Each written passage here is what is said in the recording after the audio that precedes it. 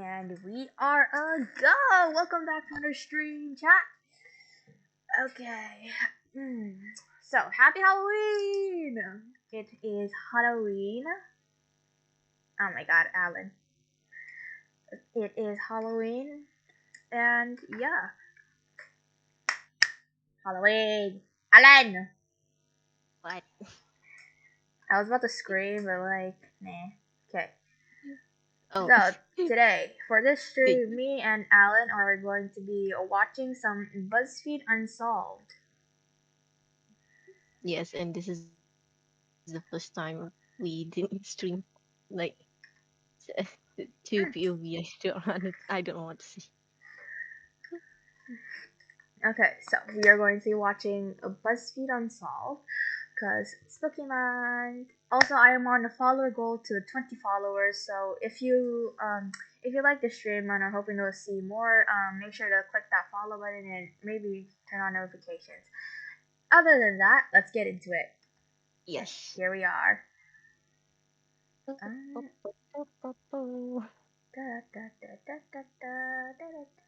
gonna move Alan a bit closer. There we go. Why am I so far away? I don't know, because June's in between you.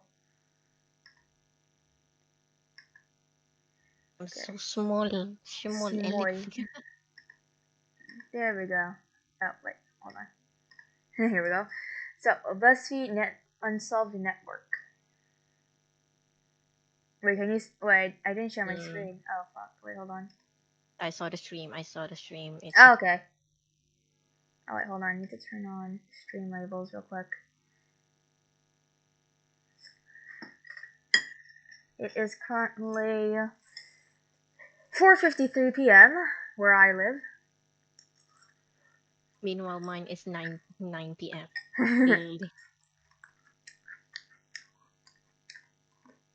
So which video should we watch?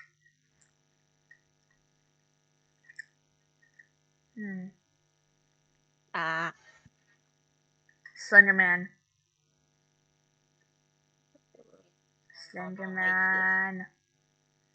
Let's watch this. Fine. Okay. I'm number 11 of the Fatui Harbingers, codename Child. Actually, show me the screen. The stream actually delayed. Oh my god, dude. It's delayed. I can't. Okay, chat. Hold on, real quick. God damn, dude. Okay. Hola. Can you Hola, see? Hola. Yeah, you can see my stream. No.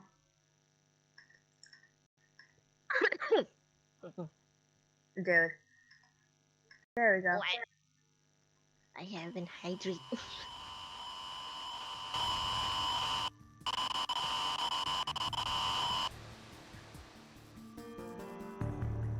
That's gonna be a bit loud.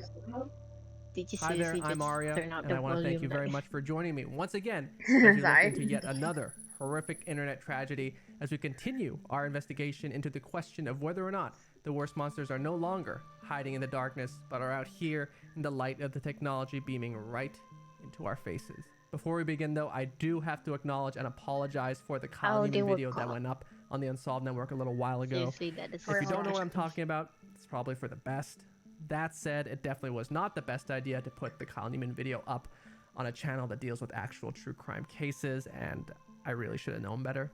No, it was honestly just a very misguided attempt at trying to do something new, and I have to take full responsibility for it, and I'm very sorry. The fact that I have cereal near me. Those of you who have watched and enjoyed my content, and I'm sorry to those of you who I may have disappointed and whose trust I may have broken. Yeah, I did put subtitles. Hopefully, though, we can slowly rebuild that trust, and that someday you can enjoy my content once again. And I guess, what better way to get back on that path than to cover an actual Okay, true crime but I case. need hydrate. Today we are looking at one of the most notorious attempted murders in all of internet lore. A tale in which two 6th grade girls nearly stabbed their best friend to death at the behest of a creepypasta character, the Slender Man. One detective on the case described, "They're living their own creepypasta story." You don't often see this with adults, and to have this happen between 12-year-olds is absolutely horrifying. But before we get into the details, Let's look back into the history behind this urban legend. In the mid-2000s, creepypasta, or spooky digital content disseminated en masse by forwarded chains or message boards, became an incredibly popular internet niche. The myth of the Slender Man was born from a creepypasta competition. The comedic online forum Something Awful asked for submissions under a thread called Create Paranormal Images. From the name itself, it was presumed that photoshopped images showcased contributors' skills. On June 8, 2009, a user under the handle Victor Surge, later identified as Florida resident Eric Knudsen, posted 2 photos of a figure he had created using his imagination and a computer. The Slender Man.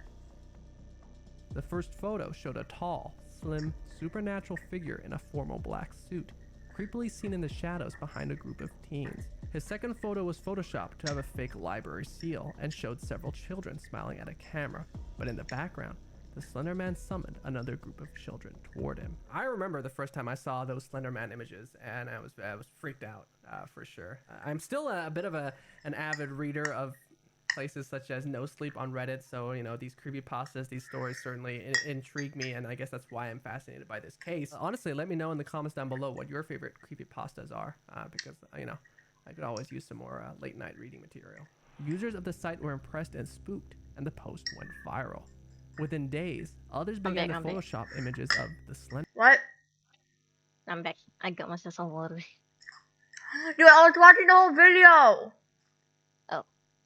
What do you mean? I was watching the video while you were gone. I thought you went silent. I said I was gonna go hide. I didn't hear you. Oh my. It's okay, just continue. Okay. Slender Man, hauntingly hidden in the background of innocuous photos, videos, or drawings. You can almost never see his pale face. It is either blank or completely faceless. Some people have created images of him with tentacles, as well as his unnaturally long, black-suited arms and legs. Those who see him were said to lose their memory or their minds, or perhaps they disappear entirely. Eventually, the Slender Man became ubiquitous across the internet to the point of legend. Some call him the most popular modern urban myth. A character became so notorious he is often cosplayed at comic or anime conventions, and he has inspired feature-length films and TV shows like Doctor Who. The silence. That was for my Whovians out there. I prefer the Weeping Angels. Up until they decided to make them move. Unfortunately, some internet users took the fictional narrative as truth, disregarding the Slender Man's imaginative origins and insisting he was real. 2 of these impressionable fans were a pair of 12-year-old girls from the small town of Waukesha in southeastern Wisconsin. Their names were Morgan Geiser and Anissa Wire, and because of their devotion to the Slender Man, they conspired for 6 months to murder one of their best friends, Peyton Leutner, who was also 12 at the time of her assault. Peyton and Morgan became friends in the 4th grade. That's dark, man. That's dark. Felt bad for Morgan, who she thought seemed a little lonely. Eventually, Peyton, who enjoyed Morgan's sense of humor and imagination, considered her a best friend. In the 6th grade, Morgan became obsessed with the Slender Man, which Peyton found to be odd. She said, "It kind of frightened me a little bit, but I went along with it. I was supportive because I thought that's what she liked." As Morgan's belief in the Slender Man and his gruesome stories grew, Peyton began to recoil. Even though she knew he wasn't real because she had asked her mom, she was so uncomfortable. She thought about ending their friendship. Another factor affecting their relationship was Morgan's budding friendship with another 6th grader in their school, Anissa Wire. The girls had only recently met, but they lived in the same apartment complex and had been riding the bus together. They fed off their mutual love of Slender Man lore. Peyton later described, "I didn't like Anissa at all. I just hung out with her because I knew that Morgan really loved her as a friend, but she was always cruel to me. I feel like she was jealous that Morgan was friends with me." Peyton says that when she tried to pull away, Morgan began to guilt her, and she couldn't go through with it. She didn't know that at that time, Morgan and Anissa may have already been planning her murder. Anissa and Morgan had fallen under the belief that the Slender Man could speak to them telepathically, and that he lived in an abandoned mansion a 5-hour drive from their hometown. They hoped that by murdering Peyton, they would prove the Slender Man was real and become his proxies. They also feared that if they didn't kill her, the Slender Man would hurt them. Anissa would later testify, I believe if I didn't go through with the plan, Slenderman would come and attack and kill myself, my friends, and my family, those that I care about most. They had at least 3 plans for killing Peyton, but as the wheels of the murder were set into motion, several setbacks made them realize they were going to have to improvise. On May 30th, 2014, the 3 girls gathered to celebrate Morgan's 12th birthday. They went to a roller rink, got frozen yogurt, and settled in for a sleepover, where Morgan and Anissa planned to murder their friend. The girls had conspired to duct tape Peyton's mouth as she slept, and then stab her in the neck. But after a long day of play, the girls were too sleepy and tired to go through with it. I mean, that's wild. Sorry, I'm just processing right now that they were 12. Seeing it through the perspective of them being 12-year-olds really hammers home just how twisted this entire situation was. By early the next morning, May 31st, 2014, playing had commenced again. As Peyton changed into a pink dress for a dress-up, the other 2 girls came up with a new plan. They would kill her at a park in a bathroom stall where the drain could wash away her blood. Normally, the girls would not be allowed to go to the park without an adult, but because it was Morgan's birthday, her mother allowed the trio to enjoy the sunny morning alone. Before the girls left, Anissa and Morgan grabbed a knife from her kitchen. Both girls would later deny taking the knife, each pinning the action on the other. When they got to the bathroom stall in the park, the girls once again got too nervous to go in for the kill. Instead, they lured Peyton to the nearby woods for bird watching and a game of hide and seek. Anissa said of their plan by now, Morgan and I were going to be like lionesses chasing down a zebra. I was going to tackle her, and then Morgan was going to do the stabbing. When you think about all this planning that they were doing, yes, they were 12 years old, but there was such a level of calculation that went into this. It's hard to kind of find any sort of justification for this based on their age. As part of the game, Anissa told Peyton to lie on the ground and cover herself with sticks and leaves, then walked a few feet away and shouted, "Now," and Morgan sprang into action. Peyton was tackled and pinned down. Morgan stabbed her as Anissa egged her on. Morgan stabbed Peyton 19 times, later saying of that moment, "It was weird. I felt no remorse. I thought I would. I actually felt nothing." For their victim, the attack was a blur, which she was thankful not to remember. Peyton was still alive by the end of the assault, but barely. Morgan and Anissa stared blankly at their bleeding friend, then told her to lie still and be quiet so she wouldn't lose blood as quickly, and that they would go for help. They were lying. The last words Peyton spoke to her former best friend, Morgan, were, "I trusted you," and "I hate you." I'd say the same things, if not more. After Morgan and Anissa left, Peyton found reserves of strength she did not know she had. She crawled, and using trees for support, made her way to an opening in the forest, where she finally collapsed again on a patch of grass.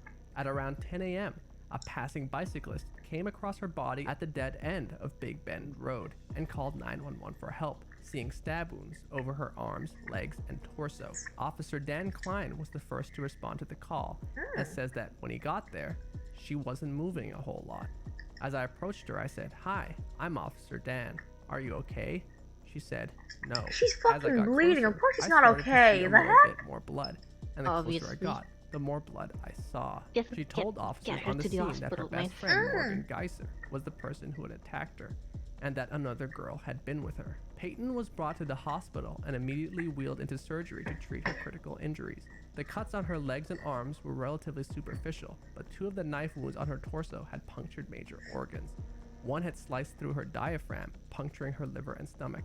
The other went through her heart, missing a major artery by only a millimeter. Oh my god. Dr. John Kellerman, one of the surgeons who operated on Peyton for over 6 hours that day, I just said of the imagine wound, that. if the knife had gone the width of a human hair further, she wouldn't have lived. Her recovery was said to be miraculous, and she was released from the hospital on Saturday, June 7th, a week after her attack. Hola, June. Can we just take a moment and give Hola, a huge June. shout out to Peyton? What a Dude, hello.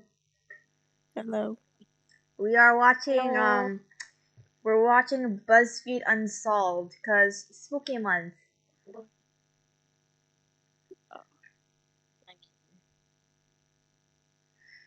I'm gonna sneeze.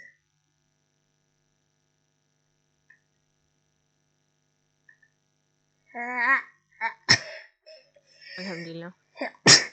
Alhamdulillah. Hello, June. Why is your nickname like that? I just realized. I don't know, man. Why is your nickname like that? How did that happen? What? June, answer.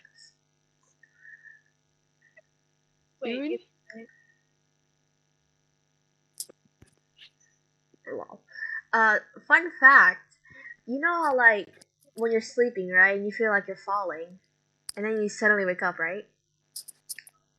I guess so. I never had that dream in a Someone while. said that sometimes angels come down and pick up your soul, and they're really clumsy, so they drop your soul back into your body, which explains why you have that free falling experience. Oof. Yeah, pretty That's dark. something. I just realized, Anyway, I just realized, did you just cover your follower goal? no, I saw that. it's I still saw that. there. No, no, It's no, no, no. When we were watching, I pretty sure it was beneath. okay. Oh, hi Toby, I Oh, didn't see you there. wait, Toby. Yeah, Toby's here. Hi Toby. Toby. Okay, anyway, Toby. let us continue. Badass. I mean, she gets stabbed almost to death and released from the hospital on Saturday, June 7th, a week after her attack. Can we just take a moment and give a huge shout out to Peyton? What a fucking badass. I mean, she gets stabbed almost to death, within a hair from dying, finds the strength to crawl her way to safety to help, and she gets out of the hospital in a week. I mean, badass. Yeah. Meanwhile, Badass. detectives went to Morgan Geyser's home Right. to speak with her Yo, mother. Stop it for a moment. yeah. Can you move the character to the side because it's blocking the subtitles? Okay. I just realized. Could have told me earlier, dude. I didn't see. Bitch. Gonna move June a bit Listen, closer. I'm gonna move all the listen, characters a bit closer. listen, I literally watching the stream right now while doing it as well. What was that? Sorry about that. Was that sneeze? Oh my What was that? I'm sorry. It's okay. Where did that come from? Okay, let's continue. Oh, wait, told no, them not the your follow code, the subscribe one. It covers that. What? The subscribe one. It covers. Put it below. Clearly below me. What, this? Yeah, the subscribe. It's Ah, really hold on. below. Okay, wait. Does that work? Yeah, it does. Why does the tag identity Roblox? of the second I just suspect and that realized. neither had returned man. home. Police began their search for the girls, who spent 5 hours walking in the direction of the Slender Man's alleged home, where they hoped to take shelter, and were found sitting on the side of a freeway. One of the detectives recalled they were kind of dirty, covered in some stains. Their demeanor was very calm. They seemed kind of meek, if you will. The police took both girls in for questioning separately. They both admitted to trying to kill Peyton, but each named the other as the instigator. Anissa told investigators that Morgan had been the one who told her, "We have to kill Bella," which was Peyton's nickname. Anissa told investigators everything she learned about the Slender Man online, adding, "I actually thought he was real because I saw him. We were like talking on the bus. I look out the window and I see this thing standing like this, with tendrils there and gone like that." On the other hand, Morgan told investigators, "Anissa told me we had to because she said that he'd kill our families. A man. I didn't know him, but Anissa knew him. I didn't really understand what we were doing, but I really didn't want to make Anissa mad." Investigators searched Morgan's room and locker and found a lot of evidence indicating that despite her interview, she was likely the ringleader of the murderous plot. Her notebooks were filled with drawings and musings about the Slender Man. She had mutilated her dolls to have their hands cut off, arms cut off, legs cut off. She had thousands of questionable internet searches on the subject of murder, This and is ironically, creepy to she the had whole emailed level. Anissa a warning to wipe her browser history. In the wake of the stabbing, Slender Man's creator Eric Knudsen expressed his sadness for what happened. Writer Zach Parsons, as a representative for Something Awful, was a little less sympathetic and called the girls dumb as hell. He continued, "Slender Man is ridiculous. He has been organically sourced to the crowd and the crowd is dumb. The Slender Man fans can invest their dumb lives in the story just like Doctor Who fans, or comic book fans, or Welcome to Night Vale fans, or any other fandom. We don't want your fandom's blood on our hands. Both girls were charged with attempted first-degree intentional homicide and were set to be charged as adults rather than minors, facing up to 60 years in prison. In August 2014, Anissa took a last-minute plea bargain, admitting to a lesser charge of attempted second-degree intentional homicide. In return, the jury considered her claims of insanity, so she could not technically be found guilty and would be sent to a mental institution instead of prison. In 2017,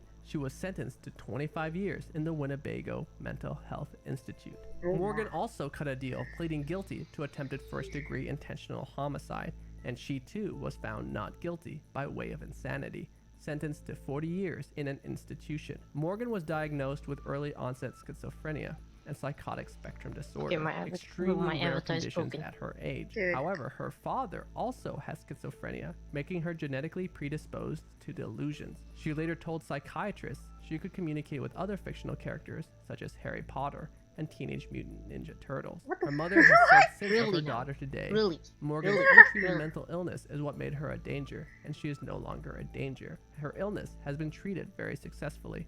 In March 2021, Anissa petitioned the courts for her release. Wait, March 2021? Recently? 2021? Oh my god! Oh. Oh no. Oh shit. Oh no. Oh shit. No. It's still going. It's still going. It's still going. She had completed every treatment available to her at the mental institute.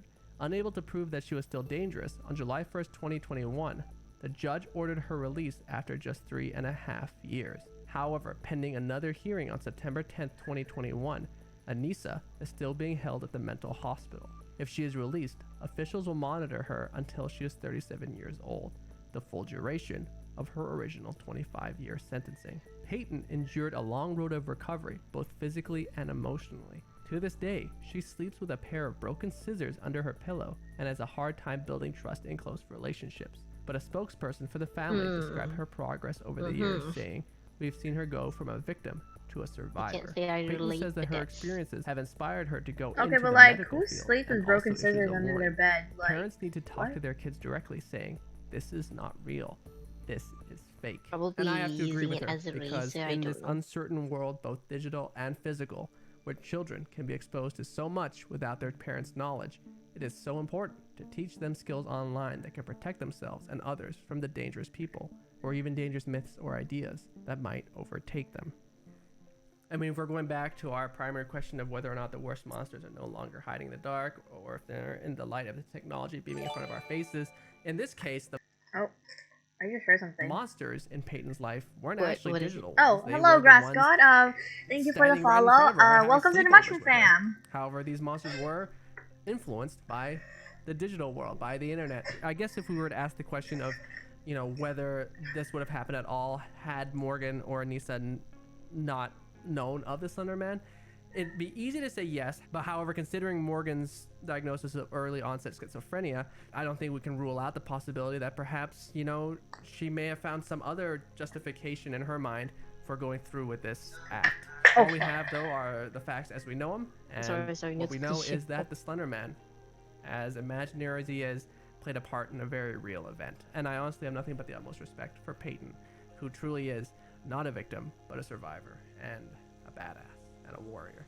Thank you very much for taking the time out of your day to join me on this story. And as always, if you have a case that you'd like me to cover in the future, please shoot me a message, and maybe next time the story being told is one that you'll have sent in. Either way, as always, thank you for your time, and stay safe online. Well, that got dark pretty quick. That was something. Yeah, very something. And the fact that she still hasn't been released to this day. It's kind of concerning that it's literally happening this year. It's still going on to this year. She still hasn't been released.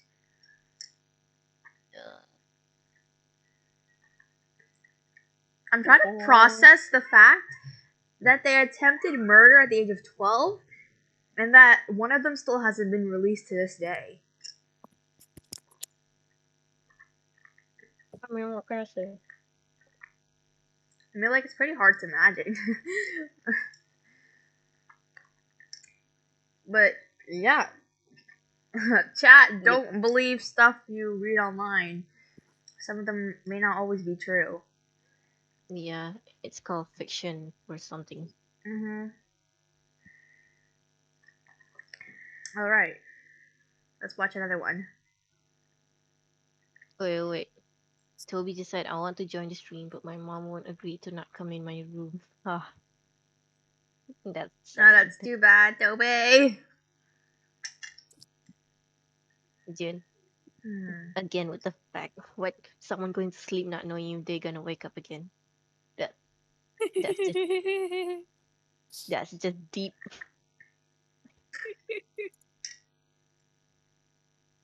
It's just facts. Okay, what do we watch now? Still. Well, how about this one? The Simpsons? Yeah. Oh yeah, yeah, they keep predicting the future. Like, I saw literally, some clip every about it. clip I see, they're always predicting the future. I'm number Like, 11 it's a of bit the disturbing, Harbingers, but also, codename I'm very Child, curious. But I also go by Target. Hi, I'm Matt, get you. and I'm wondering, are the creators and writers of the Fox animated show The Simpsons accurately predicting the future time and time Did you again? say something? Or Right. No? No. Like, you literally gonna say something before the video starts. I was going to take a sip of my juice. Okay. are But they yeah, time literally, that The Simpsons. Some of the videos not really predicted, but it's kind of does for Yeah, and the it's rest kind of of both disturbing and weird. But I also want to know It's just- how they predict the future at some points.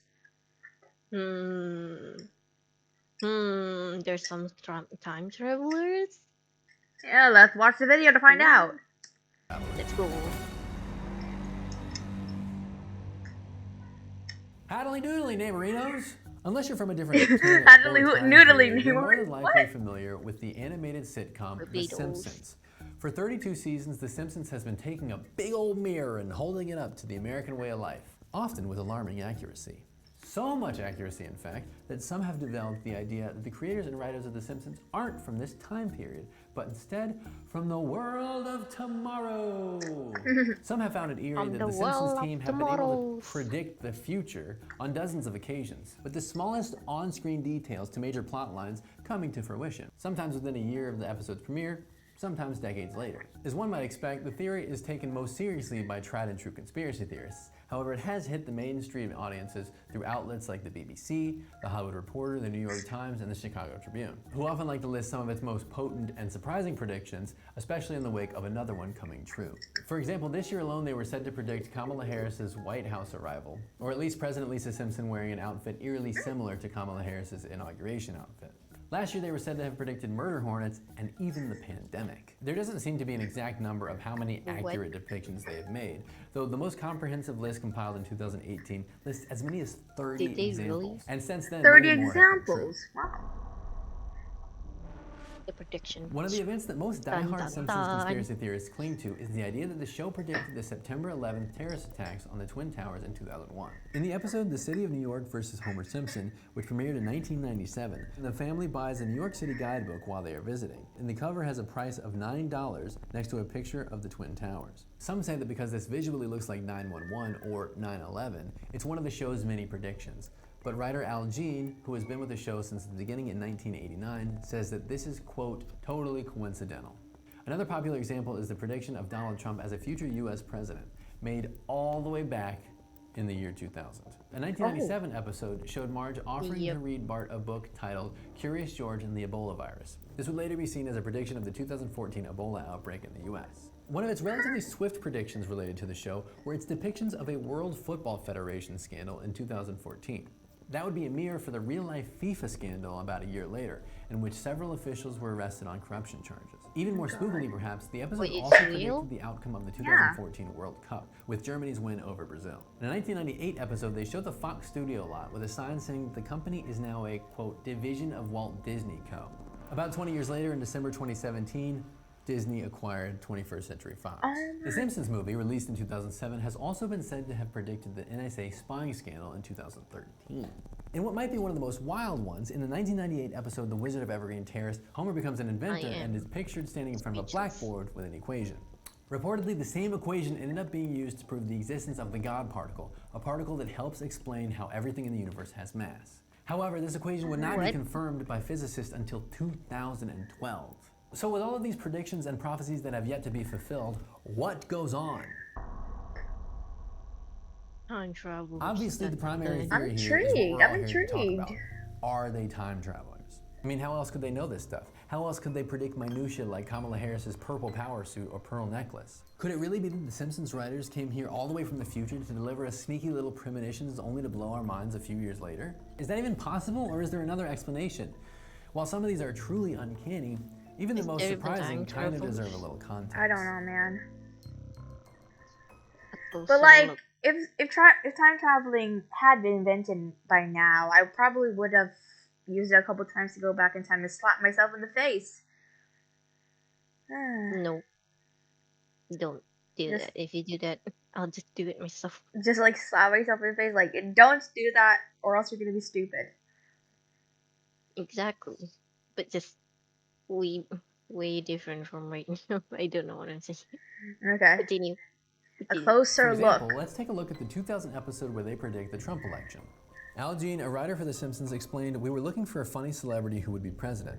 And while it might have seemed funny at the time, it wasn't completely out of nowhere, as Trump had already said that he would consider running for office in the future. So, not even the greatest stretch of the imagination." And what about 1993 when they not only predicted coronavirus, but murder hornets as well? In the episode Marge in Chains, we see a sick worker in Japan sneezing on a package, the inciting incident in an outbreak of Osaka flu. In a panic, people attack a truck accidentally releasing a crate labeled killer bees.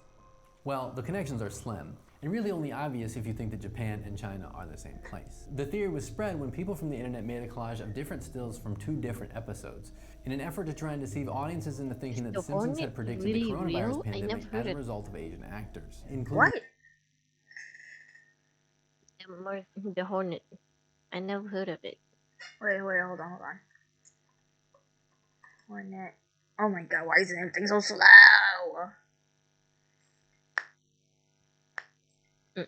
Probably because you're opening too much tab. I saw it. I only have a few tabs opened. Too many tabs open. Hornet bees.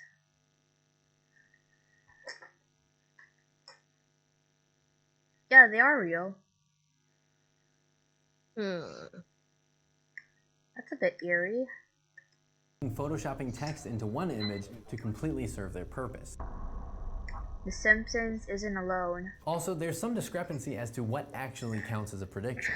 Does it have to be completely unique and never posed before? Can a brief, relatively general image be enough to say it's a prediction? For example, many like to say that the show predicted smartwatches. However, the fanciful idea of a communication watch far predated The Simpsons, with the concept of it being shown in Dick Tracy comics decades before. On top of that, The Simpsons isn't the only show that made some predictions that turned out to be so.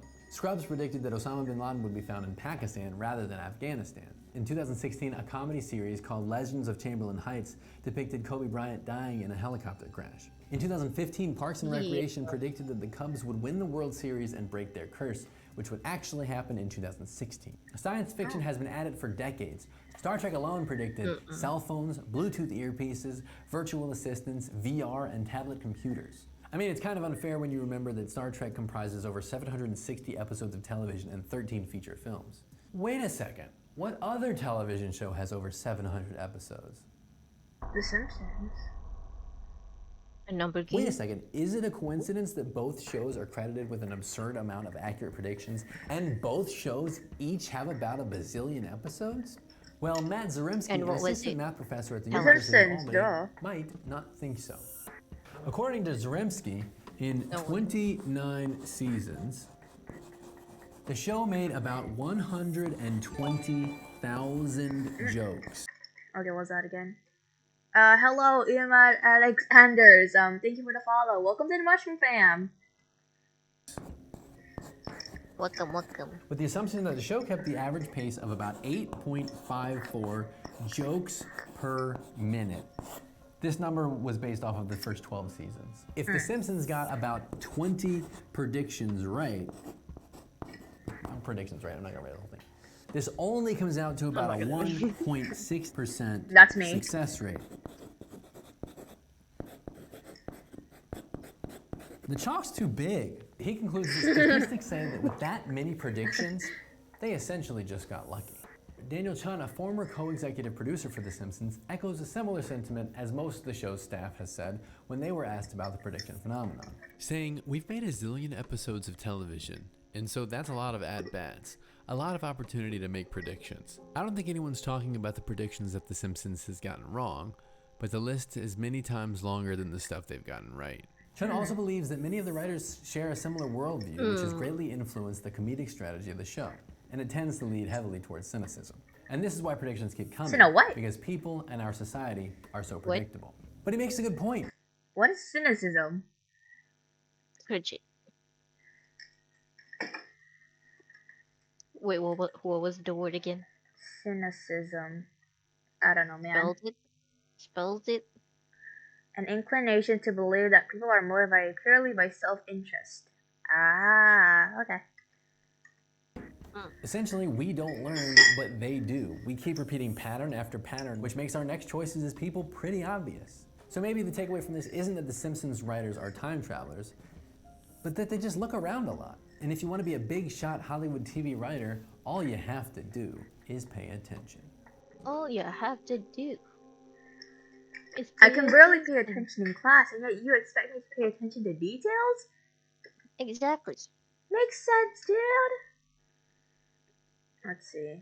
The weird thing about the Trump episode wasn't that they predicted his presidency in general, but there are scenes from that episode that mirror real-life events that actually happened years later. 20 Simpsons prediction that could still happen in 2021. Plot twist: the people that are in the future simply just watch The Simpsons and copy. I wrote something in general. And I'm gonna check that. What was it? Yeah, check that. Tell me. I don't wanna. We write it and then we follow and then make it feel easy. Ah, okay, that makes sense. What? What? June. Why would you do this? But I'm curious. What did she send you? You don't want to know. You don't want to know. Not on stream. Not on stream. I'm still going, dude. I'm still. I'm done.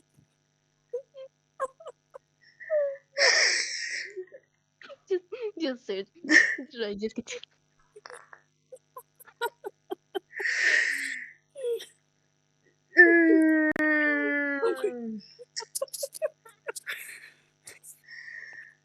Why?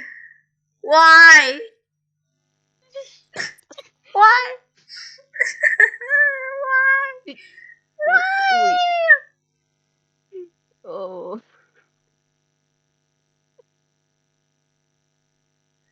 Oh, Grass God, the channel that we're watching is Buzzfeed Unsolved. Okay, so now. Who are you talking to? Oh, Grass God, one the of the chat. followers chat, yeah. Okay, what else? Do not read aloud. Nope. The unsettling curse. Okay. Should you be afraid of home invasion? Obviously, yes, but let's watch it anyway. Psyche. Suppose you're lying down in the safety of your bed after a long and difficult day. Actually, I have on my seat. You're prepared to rest easy knowing everyone in the house is asleep. Without warning, a window breaks, a door opens. Someone's in the house. Hi, I'm Matt. Unfortunately, in any situation, I have the ability to immediately imagine the worst outcome possible. Not only am I sure this worst case scenario will happen, I know it will happen to me. In an effort to take back some control of my life, I'm doing a deep dive into the fears that plague me most. In an attempt to answer once and for all, should I be afraid? Today, Yes, home you should. invasions.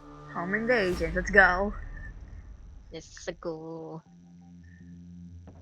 So, I'm what some people might refer to as a worry ward. I try not to be. It's definitely not very fun. But if I entertain an intrusive thought for even a second, we're off to the races, so to speak. So when I thought to myself, what if someone breaks into my home? It actually went a little more This like actually goes through my head a What if lot. someone for some reason thinks that I have stuff worth taking, and then in the middle of the night they decide to break in? There's no way someone can get that window open. Are these doors secure? If the gate to my apartment complex malfunctions, could I fight them? I mean, like, you're not a human being unless you haven't thought at least one thought about being broken in. True, but I'm not that afraid anymore. I mean, I live in an apartment complex, but like, I still think about people breaking into my house. And why do they? My point. I don't know, man. Answer. Should I fight? What if they have a gun? Don't Should fight. I get a gun? How do I defend myself? Well, home invasion is unfortunately Yes, a get thing a gun. that does happen. What if you don't Perhaps own a it's better that gun? I can arm myself with some facts. What if you don't own a gun? You can't use a knife because the bullet travels faster than a person. Worst case scenario, you don't own a gun and someone who has a gun breaks into your house. That's the worst case that can happen. I got a gun. No girls. Girls got a gun. No! And information to try and lessen my fear. And do the obsessive Googling so you don't have to, because, oh, you really should not. So if, like me, you've ever passionately argued the validity of any worry to anyone, you've probably heard the following 5 words. Oh, that'll never happen. To which you can politely respond, you don't know. Because it's true. They don't know. Of course We they can't don't act like we know. have They're any not control over fucking time anything. travelers. But while almost anything can happen, it's worth it to know the chances. So let's take a look at I the don't numbers. even watch a Simpson. Same, actually. I just saw some clip Alright, of big it. shouts to the research department for going through these numbers, because What do you do? Oh, hold on. I think I hear my mom. Hola, soy Dora.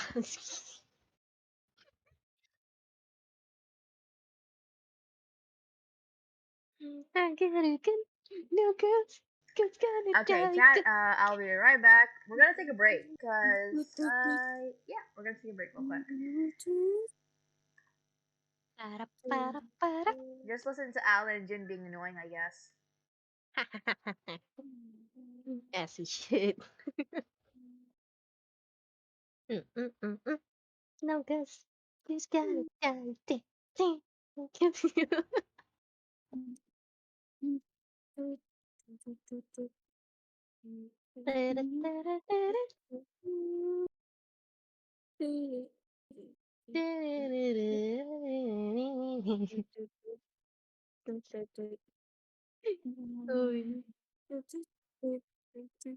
They literally just left us unmute.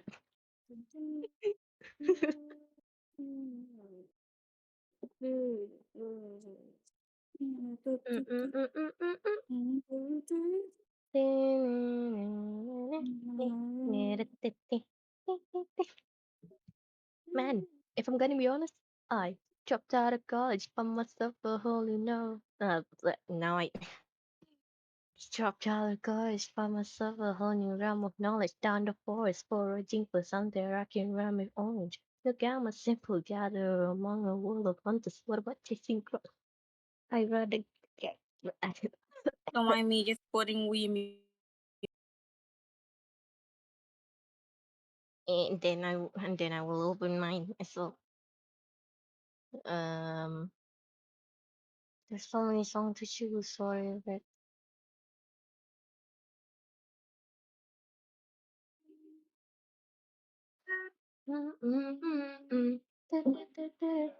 oh hi Alex, Alex, Alex, help. Got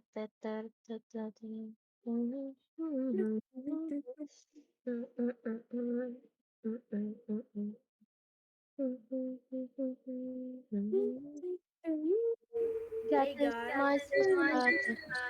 Hey guys, what are you doing? Oh, push. Uh, what are you doing? What? It's it's uh, it's returning back what I'm saying. Mm-mm. Oh. Yeah, I'm wearing no headphones. Sadly. Okay, you can just keep doing whatever you're doing, I guess. Did And did, did you don't did you don't do anything stupid. the, Okay? um Bye. okay. He just left. After editing. Shit. After editing, and it's taking us such a long time. It's You didn't taking even so goddamn long. answer me what you were going to do with it. June, should we tell Alex about our streaming action? I don't think Um, so. I'm just Uh, gonna.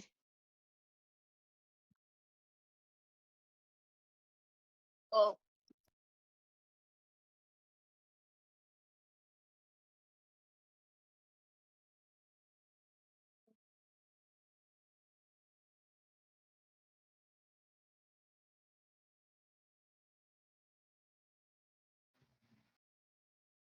Okay, I send it. He's gonna. He's gonna. I don't know what his reaction is gonna be, but it's gonna be awesome. Oh, the video was so long. The video is so long, and I was still into the third minute of it. masking this for how many times already? What are you going to do with it? God. I know I was gonna post it, but I don't know where to post. If I post it in YouTube, it would be. Bro. I mean, if I post it, it will be on my account, but I mean, you can do that. We already posted on the VOD channel, so. Mm-mm-mm-mm-mm. clock sound. Bruh. And continue. Oh yeah, you're gonna cry. Bye, Lovejoy. Oh, sorry. Just gonna be vibing with the song. Don't mind me. That was out.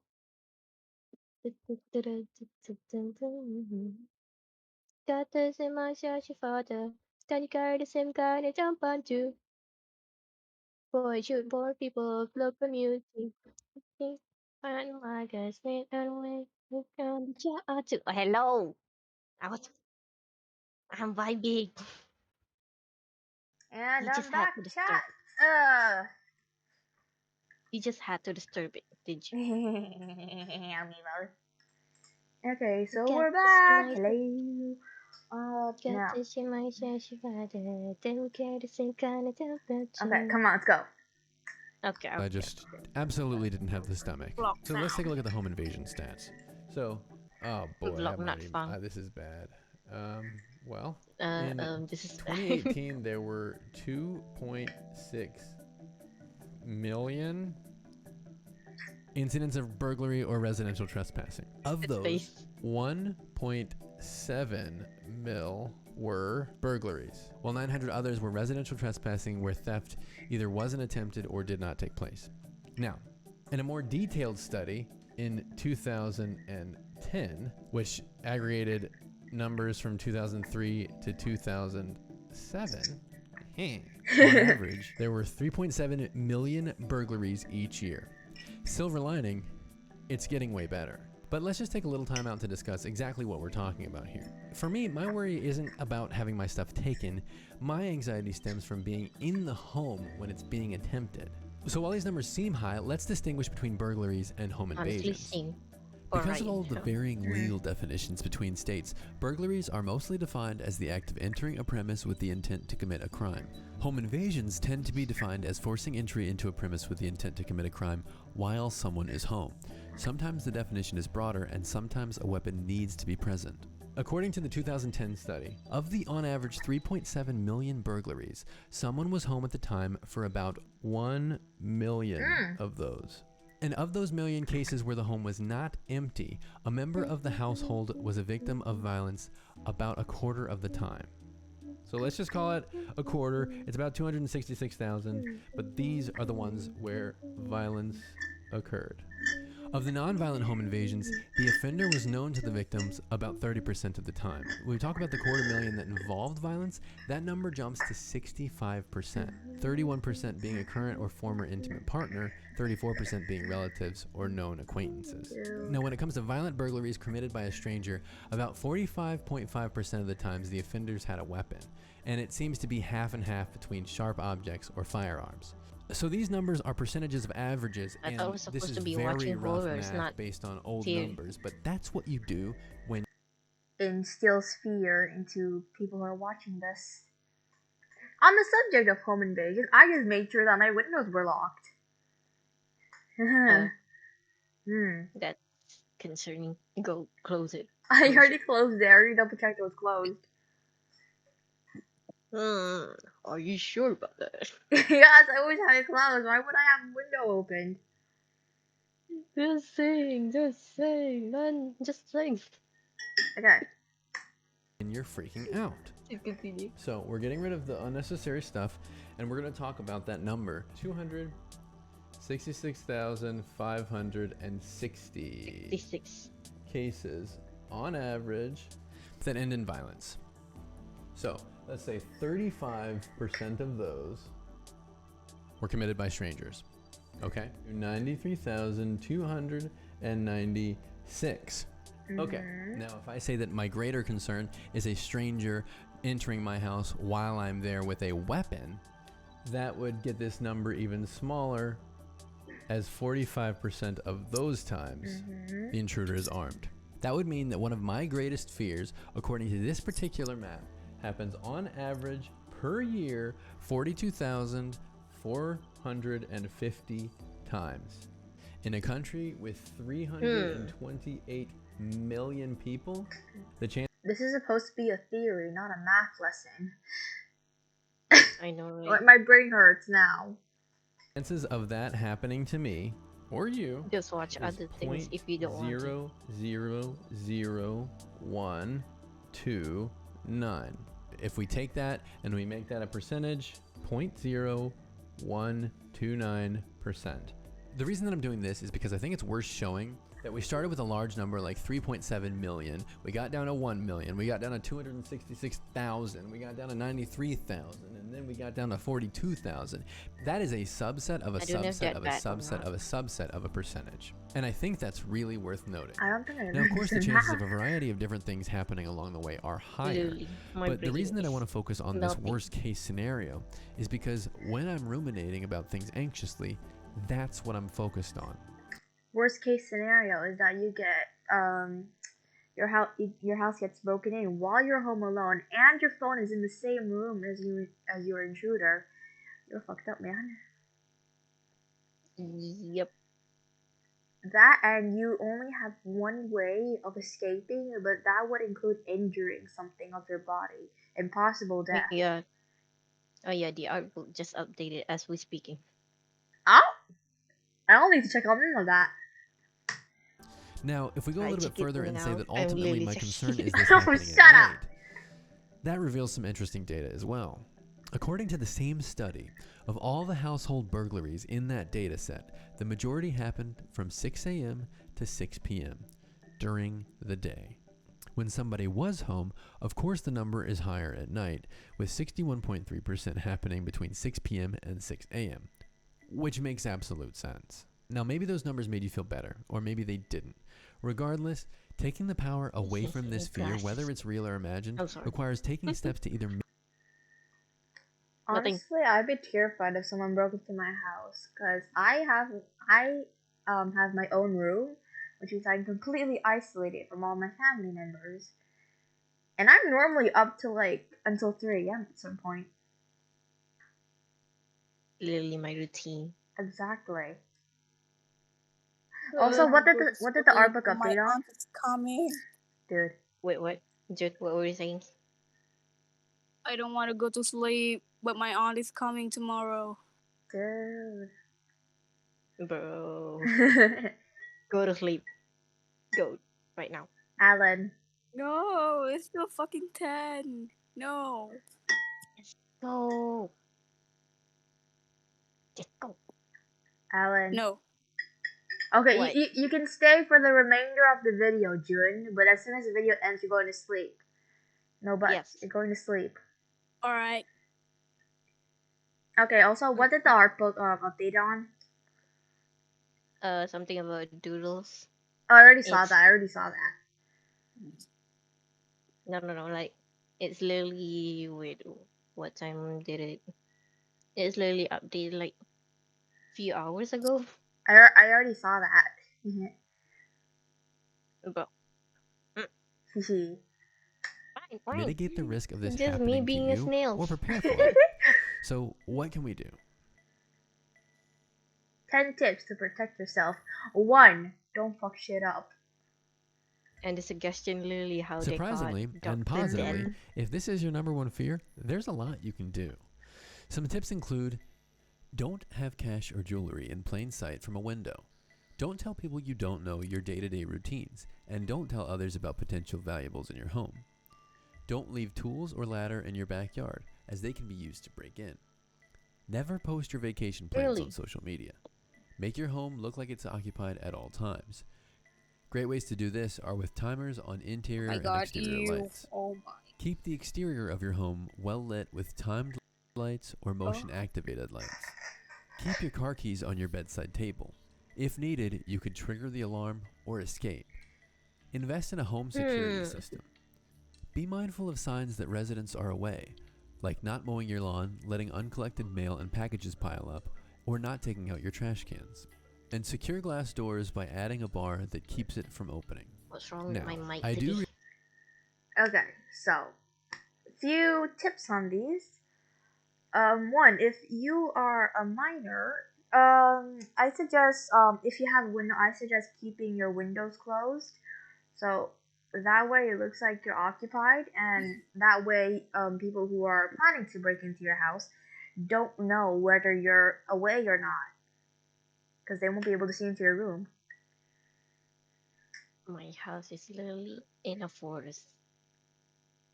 So Keep the windows closed, motherfucker.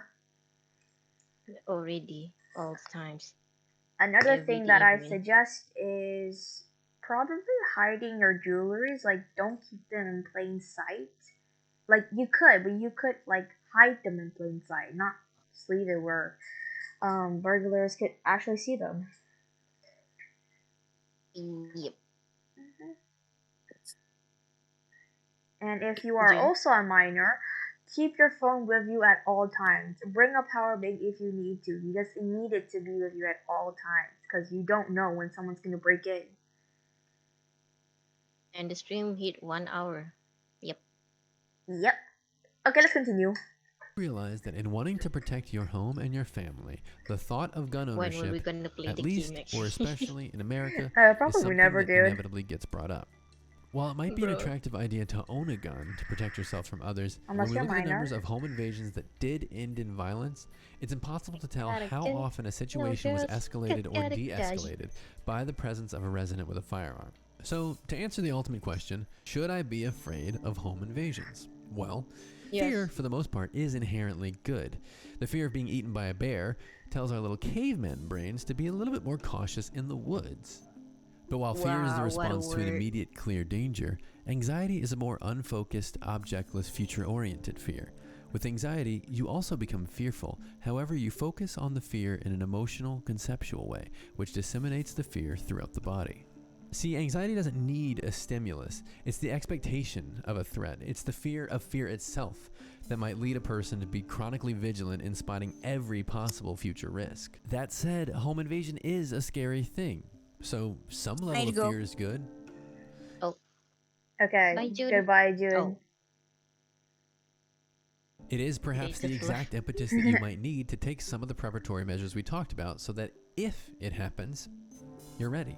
Utilizing a number of these tips and keeping the best practices can no doubt mitigate your risk of something like this happening to you. But just like everything, the danger comes when these fears move from real to imagined, or the amount of attention that we give them becomes disproportionate to their likelihood. At the end of the day, though, you can only do so much. So hopefully you can take the concern, do what you can to be ready, and then ultimately move on and live your life. Because even if you're afraid that a home invasion will ruin your life in the future, it's important that you don't ensure that the worry of it does so right now. So what did we think of that video, Alan? Stay safe at home. Okay. I'm bad with words, you know. Sorry. Okay, what I do suggest is that if your home does get broken into and like the invader has some sort of weapon, which obviously is not a gun, if the weapon is not a gun, I suggest taking like a long weapon, that way you don't have to be in close proximity with your invader. Yep.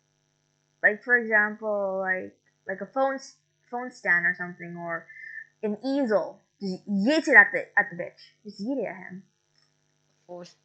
Phone stand? Is that even long enough to do that? I don't know, man. As long as it's long, it's hard, and it you can hit people with it. Upline. Again, this is not to be taken seriously. We are just telling this from our own suggestions and experience, I guess. E. E F G H I J K L M N O P. June just sent me one of the clip. I don't know why they do that. Wait, let me watch it. Please do.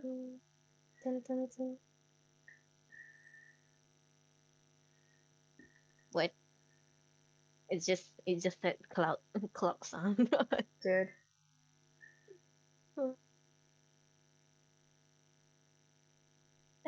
Okay, let's watch this one. A vicious YouTube feud turned to murder-suicide. How? That's from a harmless job to a whole serial killer. I don't know, man.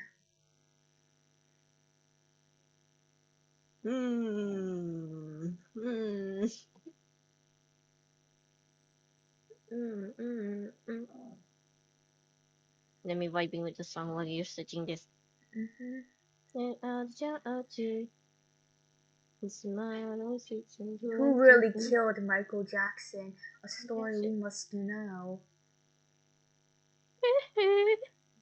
Okay, let's watch this. Come on. eToro Universe. It's always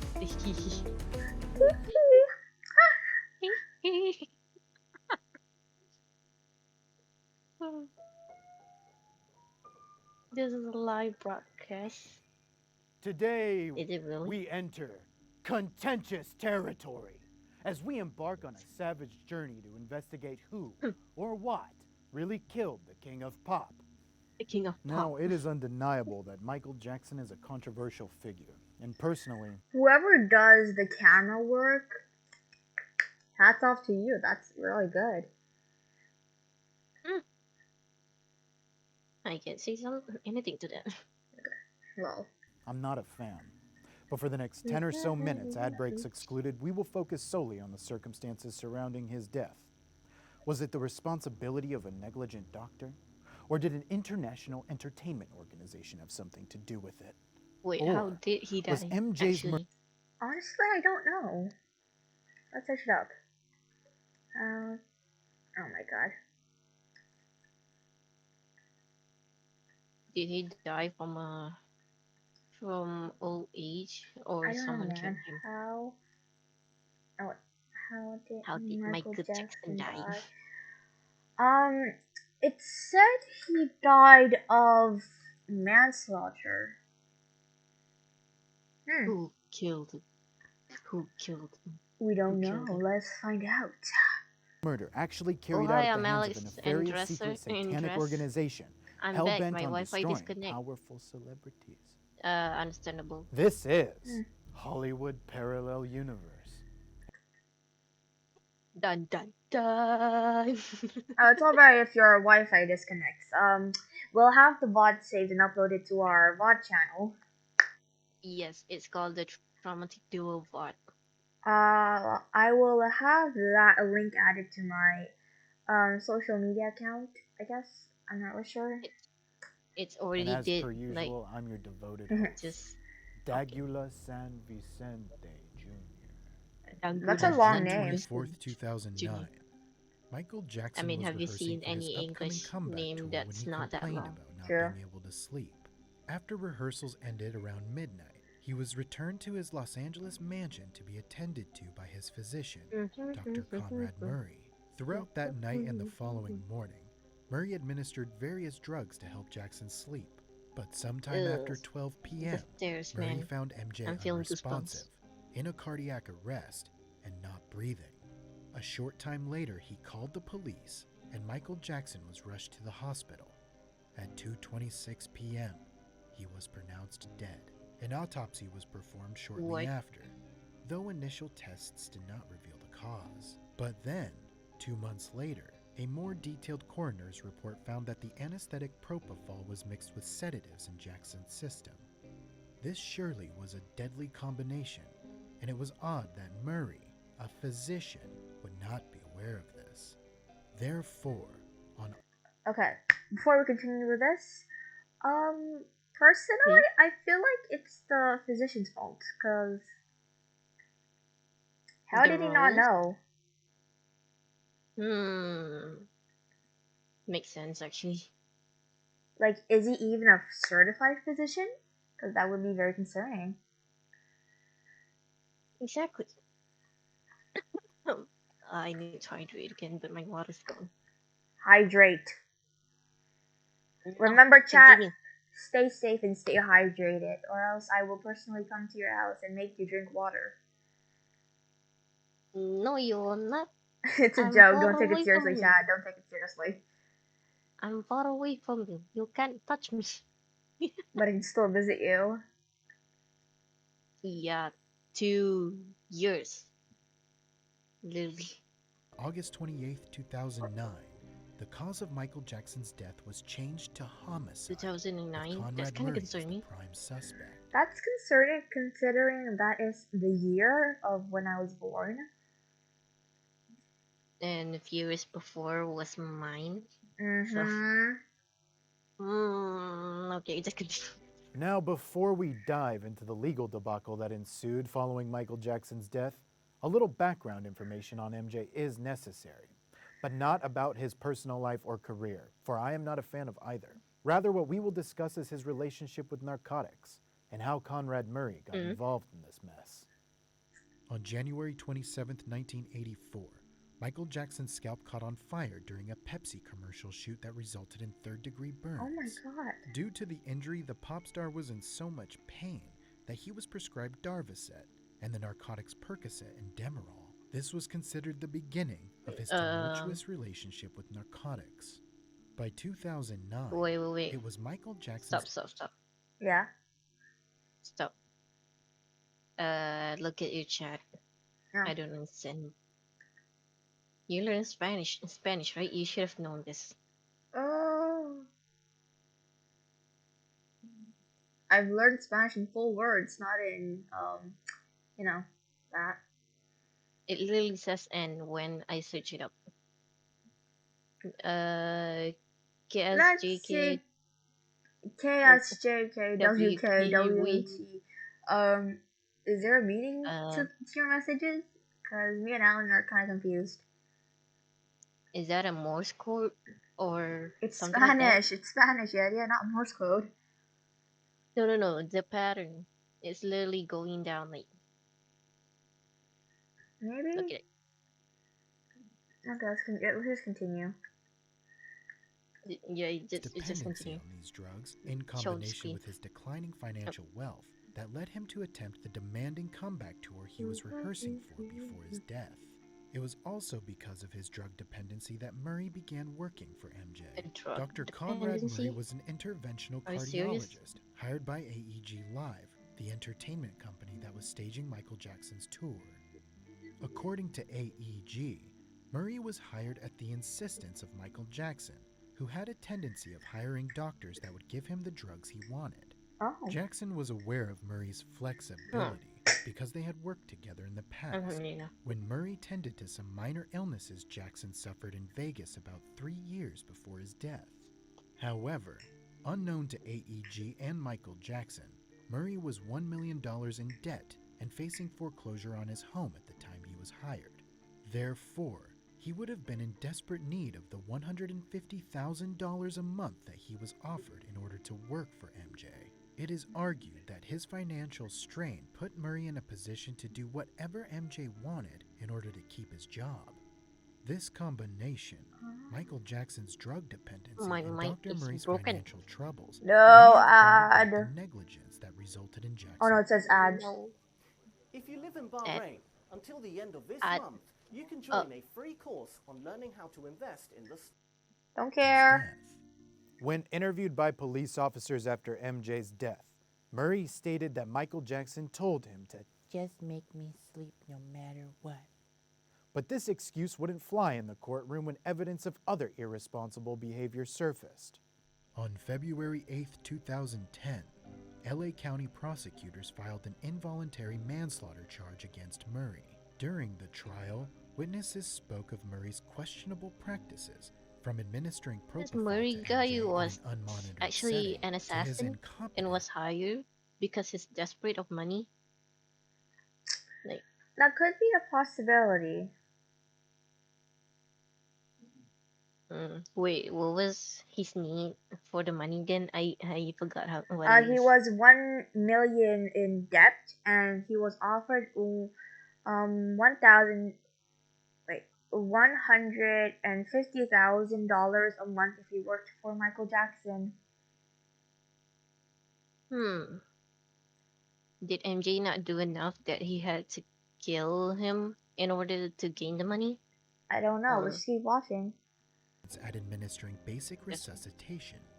In the courtroom, it was also noted that while Jackson was suffering from cardiac arrest, Murray was responding to texts and emails and was chatting on the phone. He did not call for help for some time, and then intentionally misinformed the paramedics and emergency doctors about what went wrong. Conrad Murray would continue to assert that Michael Jackson was even administering drugs to himself at times, but for the jury, that was still no excuse for his negligence. On November 29, 2011, Conrad Murray was convicted and sentenced to 4 years in prison. Pause. So MJ himself said that he needs drugs, and then Murray just gave him, or just. It would make sense that Murray would give Michael Jackson whatever drugs he wanted due to the fact that he was $1 million in debt. But he could have known that it's going to kill MJ, so he was worried that if he did do what MJ told him to, he would get fired, and he needed the money. But still, it's you can't just let someone die just like I know, that. But that's just so cruel, man. But it's also noted that Michael Jackson was also giving himself drugs, so maybe it's the drug usage that he's been taking. Okay, so what I'm getting at right now is MJ he himself wanted the drugs, but Murray just gave it. But instead, it's kind of overdose to the point he died. Is that? I feel like it's an overdose of drugs of some sort. I mean, Murray could have stopped it, but instead. But we can't dismiss the fact that Murray was on the phone chatting while Michael was in cardiac arrest, and he misinformed the paramedics what happened. We can't really ignore that.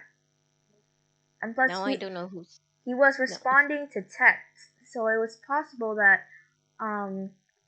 he was hired by another company of some sort to assassinate Michael Jackson.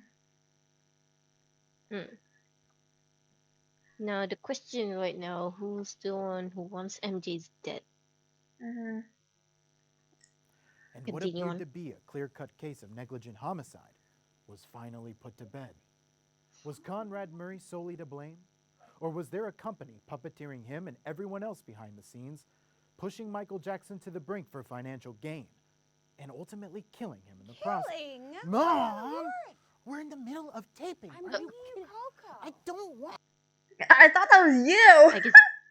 I can see why it's live broadcast. I thought that was you! Oh my... I thought that was you! Anyway. Thank you. Let's look at the whole picture, particularly what AEG might have had to do with Jackson's death. According to CNN, AEG Live, the company that was staging Michael Jackson's comeback tour, hired and supervised Dr. Conrad Murray when Michael began rehearsals. Though they stated that Murray was hired on Michael Jackson's insistence, AEG frequently corresponded with Dr. Murray so that they could ensure he was fulfilling his duties, whatever it took. In 2010, the Jackson family filed a wrongful death lawsuit against AEG. According to them, AEG ignored clear warning signs that Jackson was unwell in the months leading up to his death. Witnesses during rehearsals reported that Jackson was unable to remember lyrics and trademark dance moves, was hearing voices, and having conversations with himself. Tour production manager John Bugsy Hugdale had even sent an email to AEG Live CEO Randy Phillips raising concerns. I don't know. I feel like everything, like all the signs that show that Michael Jackson was unwell was due to the fact of the drugs he's taken. Because that would make sense, right? I mean, he did kind of do it for himself, but Murray could have stopped him. But instead, he's like concerns about Michael Jackson's health. I have watched him deteriorate in front of my eyes over the last 8 weeks. He was able to do multiple 360 spins back in April. He'd fall on his ass if he tried now. In addition, show director Kenny Ortega sent an email shortly after stating that Jackson was showing strong signs of paranoia, anxiety, and obsessive-like behavior. I think the very best thing we can do for him right now is get a top psychiatrist to evaluate him ASAP. But AEG did not heed the warning. Instead, Phillips went to Conrad Murray to ensure that Jackson was still on schedule with rehearsals. In a damning email written by AEG Live co-CEO Paul Gongaware to Kenny Ortega 11 days before Jackson's death. Okay, so it's kind of the company's fault. It is kind of the company's fault. Because, like, they were there before Murray was there. So they would have been able to stop Michael from taking drugs or whatever he was taking. Like, send him to, like, a nearby hospital. They ignore his mental health. That's the problem, man. Remember, chat, take care of yourself, which means your physical health, your mental health, and, everything health. Yes. That's the important. And if someone is struggling with their mental health, help them immediately. If you are not able to, try to get someone who can. Continue. Gongaware said, "We want to remind Dr. Murray that it is AEG, not MJ, who is paying his salary. We want to remind him what is expected of him." This email was used as evidence that AEG manipulated Murray by threatening his employment in order to do what was necessary to keep MJ ready for the scheduled tour. Furthermore, during the wrongful death suit, Prince Jackson, son of Michael Jackson, told the court that his father would often get off the phone with AEG executives and begin to cry. He quoted his father as saying, "They're going to kill me. They're going to kill me." Prince also said that the night before his father's death, he had seen Randy Phillips speaking aggressively to Murray. He was grabbing his elbow. He was grabbing by the back of his elbow, and they were really close, and he was making hand motions. For a doctor nearing financial ruin. Okay, pause right there. I feel like now that we know that it wasn't another company who was plotting to kill him, then that AEG was planning to kill him in the first place. All I want to know is why. Why would they want to kill him? The fame. Yeah, but he is the reason that the company's getting money. So why would they want to kill him? That's a good question. If Michael Jackson is like the reason why they're famous and like they're getting money and all that, why would they have the need to kill him? That is my question. I don't know, man. Just continue. The choice here could seem clear. Facing pressure from both Michael Jackson and AEG, Murray would have felt his only course of action was to comply.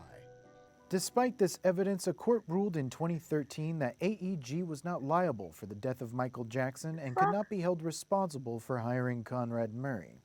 As suspicious as this verdict may seem, at least the case could be finally put to rest.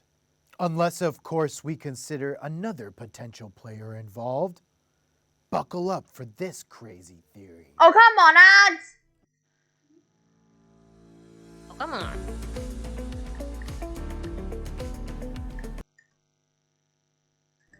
According to The Mirror, months before his death, Michael Jackson journaled about evil people wanting to destroy him to get to his music catalog. His diary allegedly revealed that he was paranoid about a target being on his back. I'm afraid someone is trying to kill me. Evil people everywhere. They want to destroy me and take my publishing company. The system wants to kill me for my catalog. I'm not selling it. His children even corroborated this account. His daughter, Paris Jackson, stated that leading up to her father's death, he was hinting that people were after him and was afraid that they might kill him. She quoted her father as saying, "They're going to kill me one day." Paris herself stated, "All arrows point to that. It sounds like a total conspiracy theory and it sounds like bullshit. But all real fans and everybody in the family knows it. It was a setup. It was bullshit." But who would want to murder Michael Jackson for his music catalog? Quite a number of people, actually. Like, considering the fact that Michael's pretty famous, which means like he would make a lot of money, right? So it makes sense that someone would want to kill him and for his music catalog. Yep, but that doesn't explain the whole thing. Why AEG frame Murray? That is true. Unless someone in the AEG company set up this whole thing. Like, that one person could have been the reason why AEG failed to heed the warnings. I mean, it could. We don't know. It would make sense. The Illuminati. That's who. Who? As unbelievable as it sounds, what again? Stranger Illuminati. things have happened. A wild conspiracy theory exists which posits that the Illuminati murdered Michael Jackson in order to regain control over his music catalog. According to The Mirror, it is said that Michael Jackson became too powerful when he obtained the majority of rights to the Beatles catalog in 1984, and was therefore put on the Illuminati's hit list. After failing to destroy his career in other ways, they then set out to kill MJ. Interestingly enough, Michael Jackson's death occurred on the same day as Farrah Fawcett and Sky Saxon, and occurred during the summer solstice. Some believe these deaths correspond with the summer solstice sacrifice, as 3 sacrifices are necessary. Also, if you add up the date of all 3 deaths, 06, 25, 2009, you get 666, which is apparently iconography for the Illuminati organization. Wait, so on that day, that month, that year, 3 people died. That can't be a coincidence. The number 666, you know what I mean. We all know what that means. How, man? How this math add up? I don't know. How this math adds up, I don't know. Personally, I can understand why that's hard to believe. But obviously, if anything the Illuminati did was believable and could be traced back to them, it wouldn't be that much of a secret organization now, would it? Exactly. Why? But it does raise eyebrows when MJ's own family is suspicious as well. Really? Either way, this theory is nearly impossible to prove unless someone in the know comes forward. Though it appears we will never know the full story behind Michael Jackson's death, a clear theme exists in all three scenarios, that of greed. Had Michael Jackson been given the care he obviously needed, his death could have been avoided. But Conrad Murray and AEG Live were so ambitiously invested in the potential profit they would gain from the Michael Jackson comeback tour that they ironically completely overlooked the condition of their moneymaker, Michael Jackson. So, was it AEG Live who was to blame? Yep. Or was it solely on the shoulders of Conrad Murray? Or perhaps it actually was the Illuminati? Tell me what you think in the comments. And do not try to fight me on Michael Jackson. I'm not a fan, so leave me alone. Otherwise, that's it for now, my friends. See you next time here on Hollywood Parallel Universe.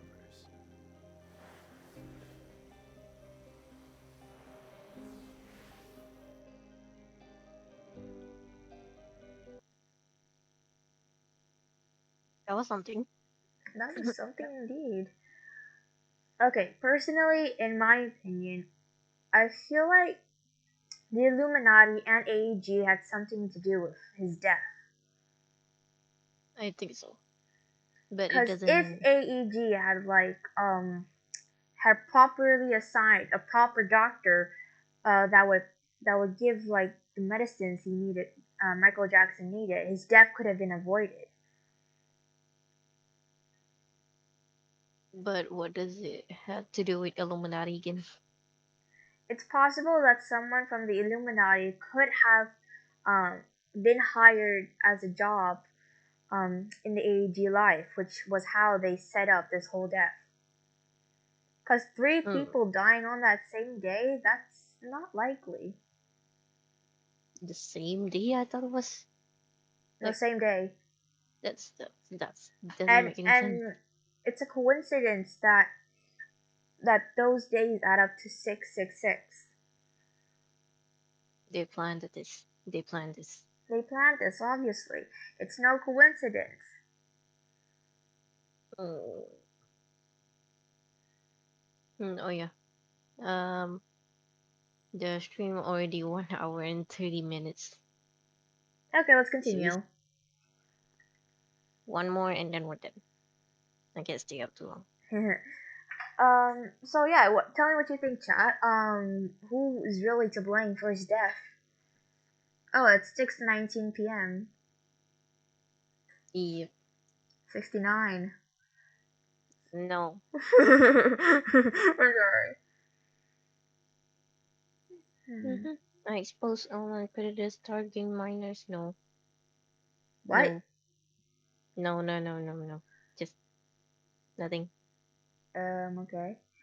The history of black cats. Classic. I'm number 11 of the Fatui Harbingers, codenamed Child, but I also go by Tart. Since the beginning of human history, cats and people have had a remarkable relationship. Go. Yes, the video just said cat and Mochi's right here. Mochi, say hi. Mochi said chat. Hello, Mochi. Mochi. Hello, cat. Okay. Go. Yeah, continue. Cats hold different meaning and symbolism throughout many cultures and eras. Some societies even incorporated cats into their religious practices. The Egyptian warrior deity Bastet was a goddess who resembled a woman with a cat's head. She symbolized female sexuality, fertility, and motherhood. Ancient Egyptian households that included pet cats were blessed with good fortune by Bastet, and these pets were truly regarded as members of the family, often mummified and eventually buried alongside their loving owners once they passed on. Black cats in particular have had their own unique ties to human folklore. Good luck, bad luck, evil omen, a witch's familiar, a sailor's friend. Depending on who you ask, a black cat can signify a great deal. This is the haunting history of black cats. I still don't understand why it's a curse having a black cat. Honestly, I want to know as well, like, how did black cats become a curse? Because in my opinion, a black cat is just like any other cat. Egypt wasn't the only society in which black cats make an appearance. In Greek mythology, it is said that Hera changed one of her servants, Galinthias, into a black cat in order to punish her. In this new form, Galinthias began serving under a new mistress, Hecate. Hecate was the goddess of witchcraft and death, and is perhaps the fact that I'm writing a book on Greek mythology. One of the earliest instances in human history of Yep. black cats being associated with witchcraft. In modern Western culture, particularly the United States, black cats are often seen as a sign of bad luck. But why? But they are also embraced as a part of Halloween celebrations. The black cat often goes hand in hand with jack-o'-lanterns and ghosts as familiar symbols of Halloween. But how did black cats become a mysterious symbol of the occult? That's what I To want find to know. answers, Tell us. we have to go way back before North America was colonized and take a look at Europe during the Middle Ages. After the demise of the Roman Empire, Europe, along with other nearby regions of the world, settled into the medieval period with a newfound devotion to monotheistic religions such as Islam, Judaism, and Christianity. Islam. Christianity in particular became a large part of the lives of Europeans under the hardships of feudalism.